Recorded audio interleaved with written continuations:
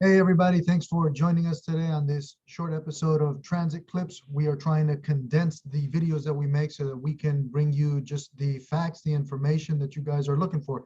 In this episode of Transit Clips, we're going to be talking to you guys about the grievance process, the grievance procedure. What is step one, step two, and step three? Because when Pete and I went to a couple of step two hearings a couple of weeks ago, it was interesting because some of our members were a little confused. They were saying, well, is this a step two meeting or is this a grievance meeting?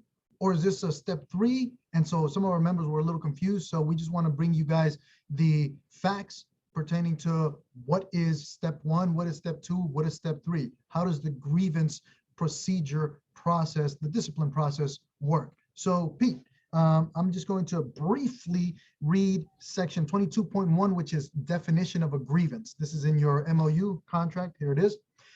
A grievance shall be defined as any dispute or allegation by an employee, a group of employees, or the Transport Workers Union Local 250A involving the interpretation or application of this agreement, including suspensions and disciplinary discharge of employees. So Pete, guide us through the process. Step one, step two, and step three. What are they? Thank you, Roger. I just want to point out super quickly, Roger, you said we talked to some people. Those people, a lot of people we've had lately are doing the non-vaccination, have the non-vaccination issue right now, Roger. And they are going through the same process as everybody else would. Step one, step two, step three. So they are being represented by the union. Don't let it be said anything different. They are definitely being represented and going through the same steps as everybody else. All right. The first thing I have here, Roger, is grievances. Most of the things that happen with people going to step one, step two, step three is, well, many of them, I should say at least, is around an accident. And I think this is extremely important, Roger, that our members know that it's not about, was it your fault or not? People are saying, oh, hey, the agency is saying it's my fault. So this is this guidebook right here. This is the put out by the National Safety Council. And the SFMTA follows that. At any time, by the way, you can always pause the video to read more because we're just going to go through it real quickly. But paragraph 226 here talks about what is non-preventable versus preventable. Right here, this quote from this safety guide: results in property damage and or personal injury, regardless of who was injured, what property was damaged, to what extent, or where it occurred, in which the driver in question failed, this is the important part, to exercise every reasonable precaution to prevent it. Okay, every reasonable precaution. In other words, Roger and I are driving down the street, we smash into each other, whose fault? That's not it. We are driving a bus and we need to be the professional, or a train, a motor coach, a trolley coach. Okay, so an example of this, check out this flyer that was put out a while back. It says, we are the pros, we lead by example. Okay, this flyer reminds me of some issues that some operators have had. It says, see a hazard, stop your vehicle, reassess the situation, call the report and ask for help, proceed with caution when safe. I had one operator call TMC and said, I'm not safe, I don't feel safe. TMC got upset with this operator. Don't get upset with our operator. He's calling, the situation is not safe. Had another operator think there's not enough space to get their bus through. Did they have to go through this small space? No, they didn't. What they thought, well, I think I can make it. They went through, knocked their mirror off. You see what they should have done. We're not in a hurry. We're getting paid by the minute.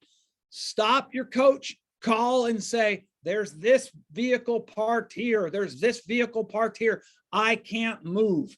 Because if you move, right, you had an opportunity, every reasonable precaution. Does that make sense, Roger? It does indeed, yeah. Okay, good, thank you. So really quickly, what'll happen is if you have an accident or an incident, they'll call you into the office. They'll do an investigative conference to find out what's happened. Sometimes, lots of times, they'll have film, right? They'll have film. And if it's something minor, if it's your first time in a long time, they might give you a written warning, okay? A written warning or a caution and reinstruct. The reason I put this up here is because caution and reinstructs, written warnings, are not grievable, meaning we can't fight them. They are going to go into your record. But the most important thing about this, Roger, it says, if an operator submits a written rebuttal within 30 days from the date of the written rebuttal or warning to the Office of Human Resources, SFMTA shall attach the operator's written rebuttal to any written reprimand or warning and shall place both the written reprimand and the warning and the rebuttal in the operator's official personal file. A lot of words there. All it means is you get a written warning. Here it is. Your rebuttal, they put them together and it goes in your file. What's good about that? If they ever pull out your file because you have another incident and it goes, wow, look, this guy did this, this guy did this, and it was a written warning, it's true. Unless, oh, wait a second, Johnny put in a rebuttal. Now you get to argue it. If there's no rebuttal, no argument. It's almost like you said, they're right. I did that. That's okay. No, so you get a written warning or a caution and re-instruct, you write a rebuttal, you put it there and it goes into your file. So it means I disagree. If something else happens, you get to take a look at that and you got to fight that. Okay. So that's step one. All right, So Roger, Pete, yeah. quick question for Go you. ahead. At your step one, that's a Skelly, is that correct?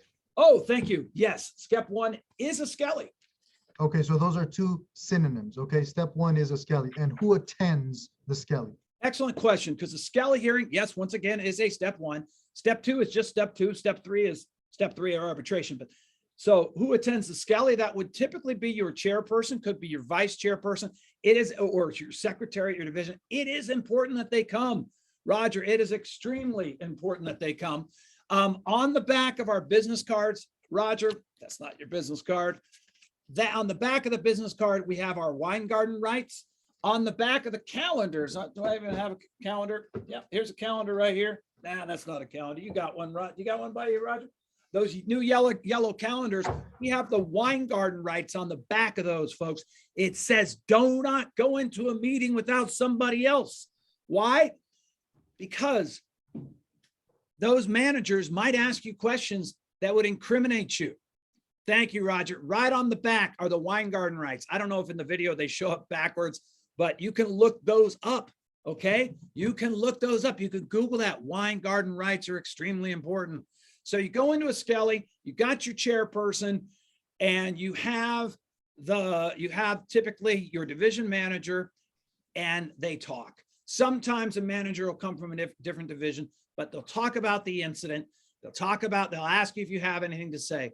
Most of the chair people have been, well, I'm going to say most of the chairperson, all the chair people have experience in this. They know what you should say. Don't go in there and start arguing. Hey, it wasn't my fault. That person threw a Coke on me, so I punched. Be careful what you say. Okay. We don't want to incriminate ourselves. So the chairperson is there to help you. All right. Copy that. So- And so from there, you can go on to step two. Well, hold on. So after the Skelly, there is a Skelly decision, right? So the Skelly decision comes and it says, we give you the 3-day suspension, 5-day suspension, written warning. So once again, if you guys go back in the video, you see what to do. If you get a written warning, right, you put in a rebuttal. So thank you, Roger. When you get the Skelly decision and you say, well, I don't want the Skelly answer. I want to go to step two and get something better. What do? You file a grievance. All right. We have a grievance form. You can see that grievance form. Maybe I'll go to the grievance form in just a moment, but this is important for every grievance, Roger. First of all, this A of a grievance, the specific reason or reasons for the grievance, including the date of the incidents, giving rise to the grievance, an explanation of the harm that occurred, the name, classification, and the division of the affected employee or employees. B, section of the contract which the union believes has been violated, and C, the remedy or solution being sought by the grievant. So that is section 22.3 if anybody wants to go to the MOU. All right, here is a grievance form. Now this is not, there are like two main types of grievance, Roger. One is they give me a 3-5 day suspension. I'm going to grieve that. This isn't, I'm not putting up somebody's personal grievance here who got suspended. I'm putting up a grievance that was filed on the 8th. Was that 3 days ago, right? So a lot of people have been complaining that the agency paid us our shoe money late. Okay. People are like, how come you guys didn't do anything about it? We can't file a grievance until they actually violate our rights. So people were saying near the end of January, hey, they're doing this. They're not paying us, not paying us. So we reached out to them. I said, I want them paid on the 31st, that which would have been inside the contract. But unfortunately, that didn't happen. They didn't pay us until 4 days late. So here's the nature of the grievance. The SFMTA violated the MOU between the SFMTA and TWU Local 250A. The MOU states that 9163s will be paid their shoe money in January of each fiscal year. In the fiscal year of 2021 to 2022, the 9163s were paid on February 4th in violation of the contract, 4 days late. All right, so that's the nature of the grievance. Rule violation, paragraph 41 of the MOU. Okay, paragraph 41 talks about us getting paid shoe money in January of every year. That's what it says. So settlement desired. They paid us 4 days late. Now what people were saying, let's get a penalty, let's get interest. Well, 5% interest, Roger, on $250 for 4 days would have been about 12.5 cents. So settlement desired. As a settlement for this grievance, we would like the 9163 shoe money to be paid no later than 12/29/22 for the fiscal year 2022-23. That would be 4 days early to compensate for the 4 days late. So as a penalty for paying us late this year, we are suggesting that next year they pay us in December. Seems fair to me, and a lot of people might appreciate the shoe money, get some shoes or some boots for Christmas or whichever holiday you happen to celebrate. Okay, so go ahead. So this is now a step 2. Is that correct? Oh, we're almost there, Roger. I just need to say, so often though, which is affecting the operators, let's say they say you were going 45 miles an hour in a 25 mile an hour, and they've got it on video. It's kind of hard to say, oh, that wasn't me. They've got a picture of you. They've got film of you. They got film of the bus driving down the road. They got film of it tracking at 45 and you're going in a 25, right? So that is illegal, okay, to drive that fast. And it is against the law. It's against the rule book. So what if they give you a 3-day suspension? So we had this happen, but in the nature of the grievance that they suspended you. This is unfair, 3-day suspension. And then under rule violation, Roger, did I put, let me see. Yeah, here it is right here. Progressive discipline. This is paragraph 208. I actually saw somebody on Facebook arguing against progressive discipline. Progressive discipline serves me well when I'm arguing for people here, because it says for most offenses, the SFMTA will use a system of progressive discipline under which the operator will be given increasingly more severe discipline. A common pattern might include oral, written warnings, suspension, and finally discharge. So when they gave some people a 3-day suspension, Roger, for speeding, we said, no, that's excessive of progressive discipline. So the rule violation was paragraph 208, and the remedy we wanted was written warning. Okay. So we actually got those down to written warning, and that's because we filed a grievance. If you don't go to your chairperson and say, well, this is excessive, and write a grievance with the chairperson, you might end up, some people say, well, I did it, it's okay. I got it. Sometimes it's great that people say, I did it, I'm sorry, 45 and a 25. If you want to own up to that, great. But the penalty should fit the crime, okay? 3 days for your first time, that's not how it works, all right? So, whoops, okay, so we don't have a thing on step 2. So Roger asked you've asked about step 2. When you file a grievance, okay, let me just go back up to the grievance. Let's pretend that this sheet is about me speeding, going 45, and we put settlement desired, written warning. And then the manager puts, no, you were going too fast, still 3 days. And then they sign down here, and then I get it as the vice president, and I send an email to a Department of HR called Employee Labor Relations, and I request a step 2 hearing, right? So finally, we're at the step 2 hearing. So step 2 is just step 2. There's no fancy name for step 2. In the step 2, it's me as the vice president. We also have the chairperson there, Okay, Roger, you've been to some of them. And we have the member, okay, who's considered called the grievant. Then we have somebody from HR, employee labor relations, and your manager could be there, your assistant manager. And we argue our case. Now, we argued the speeding cases, Roger, but we said progressive discipline, this was too fast. I mean, excuse me, too extreme, 3 days. And in June, we got it down to 1 day, and that was good. So that was an example of some people would say winning a step 2. But here's the problem, Roger, is some of the chair people were saying, wait a second, 1 day? It shouldn't be 1 day, it should be a written warning. So where did we go next, Roger? And you go to step 3, which is arbitration. Step 3, Exactly. also known as arbitration. Okay, thank you. Exactly. Now, Skelly's, of course, are free. Takes free for the union, free for the member. Free for the union means free for the member, of course, as well, because I mean, the union's money is the member's money. But step 2 is also free. Okay. Step 3, on the other hand, though, Roger, the expense is split by the union and the agency. So the good thing about arbitration is we have an outside agent, an arbitrator, typically a professional arbitrator who is a lawyer, okay, or typically a lawyer, but an arbitrator. The agency argues their case, we argue our case, and then a neutral party makes the decision, okay? What's the problem here? It costs money. So 2 years ago, the union didn't have a lot of money. Now we've got more money and we are sitting better. So what happens, Roger, if you come to me, well, if a member comes and says, a 1-day suspension was my first time, we say, bang, arbitration. We're not going to back down. We're not going to let the agencies be like, nope, just a 1-day suspension. No, you can't do that. So in June, we took it to an arbitrator. We said 1-day suspension was too extreme. The arbitrator ruled in our favor, Roger, and the member got a written warning. Okay, so that's, now some people might say, oh my, well, the member would have only lost $350. It cost $1,000 of the union money, but that's not the point. The point is, as John Samuelson would like to say, our international president, punch him in the nose, right? Or punch him in the face, punch him in the nose.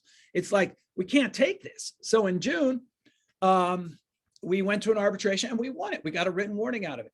Now, what happened, Roger, in September, same arbitrator, same exact thing, different division, 3-day suspension down to 1-day suspension. We went into arbitration, and I've been collecting arbitrations, Roger. In the past, they were just thrown into, well, not just in the last 4 or 5 years, they were just thrown into a box.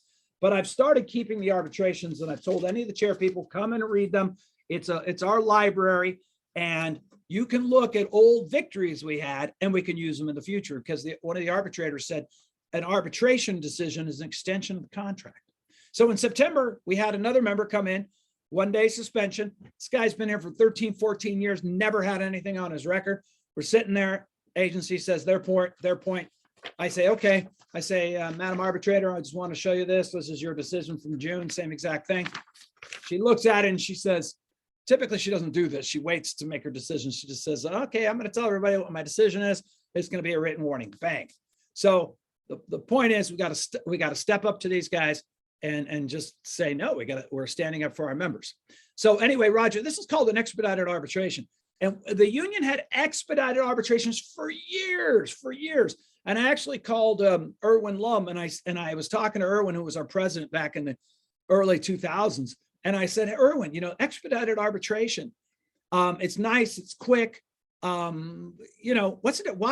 did you guys do about full arbitrations, non-expedited arbitrations? He's like, what are you talking about? There's only one type of arbitration. And unfortunately, I did some research, and in 2011, a new thing was put into our contract, Roger, which is binding arbitration. So binding arbitration is otherwise known as full arbitration.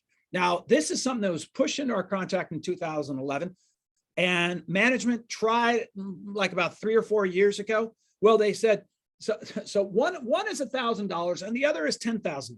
The agency would like us to go to all these each time because it's so expensive, but we've been getting things that are disciplinary to go to the easier one for $1,000 that expedited.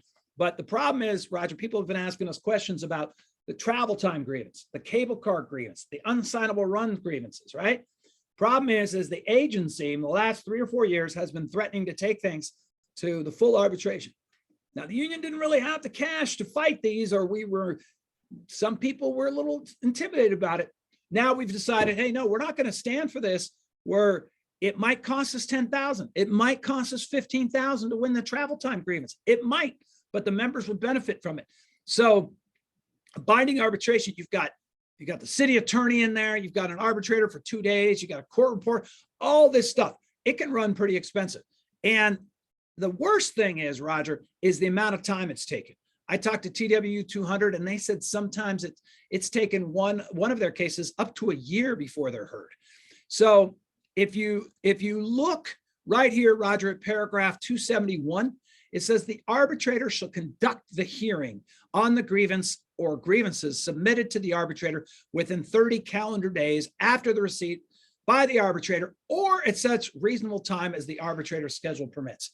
We are having a heck of a time getting HR to move these forward. So Roger and you and I talked to the head of HR, 3-4 days ago, and they are finally moving on these. They're saying, oh, well, contract, we don't care.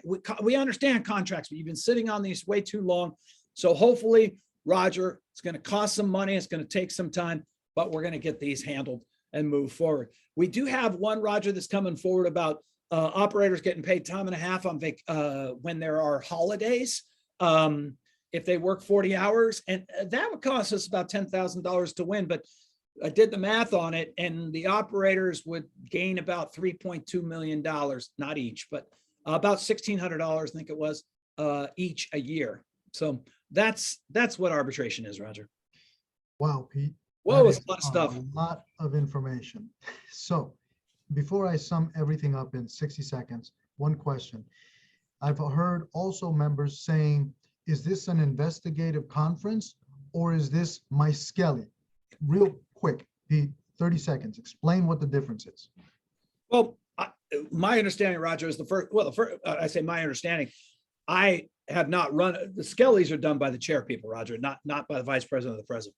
But what they do is and the agency could probably do a better job, but you do get a piece of paper and it says investigative conference. You go in for an investigative conference, you talk, they ask you some information, right? But you talk, make sure you have your chairperson in it. The next one is the Skelly, and the Skelly is more like your day in court, and you talk to the chair talks for you, let them talk. And yeah, I think the question you had before, Roger, was that some of these people were saying, is this a grievance or is this a step 2? A grievance is the document that you turn in, right? If you can look up the word grievance, it just means you grieve something. It just means you're upset about something. You turn in the document. And there's a step 1, which is Skelly. There's a step 2, and there's a step 3. Copy that. So just to reiterate everything in 60 seconds, all right, because there were a lot of members that were confused about step 1, step 2, step 3. So in the step 1, also known as your Skelly, that's when you go in with usually your chairperson, your vice chairperson, or your secretary at your division. Its decision is then rendered. If you are not happy with or satisfied with that decision, then you write a grievance, and then it goes to step 2. After a step 2 decision is rendered, then you can go to step 3, which is AKA also known as arbitration. Is that correct, Pete? You're correct, sir. Got it. So those are the 3 steps right there, summed up in 60 seconds. Sorry that this took so long, you guys, but it's always better to have more information instead of less information. Pete, thank you so much for being so detailed with step 1, step 2, step 3 in terms of the discipline process. You guys, we're going to be coming up with more transit clips. We're going to shoot for every week, coming up with new information, factual information, and information that is based off of evidence, proof, facts, no opinions, no hearsay, no innuendos, definitely no Healy room gossip, political banter, or rumors. Nothing. Are you saying this comes from a little? Are you saying this comes from a little? Is this coming from the MOU or from the bathroom wall? Right here. This is where we get our information from, right here, this little pink book right here. And all we are doing is relaying the information from this little pink book right here, from this book right here that's called the Transport Workers Union of America Constitution, from this book here that is called the TWU Local 258 bylaws. So if you want the facts, get it from this right here, not from paper that is taped up to bathroom walls, you guys. All we are doing is showing you the facts. You make the decisions based off of the books or based off of papers that you see taped up on the bathroom walls. So anytime you see papers taped up on the bathroom walls with inaccurate information, we will provide you with the facts from the books. All right, you guys. Anything else, Pete, that you want to say before signing off? Go Niners. All right. Thanks, guys. See you next week. Bye-bye.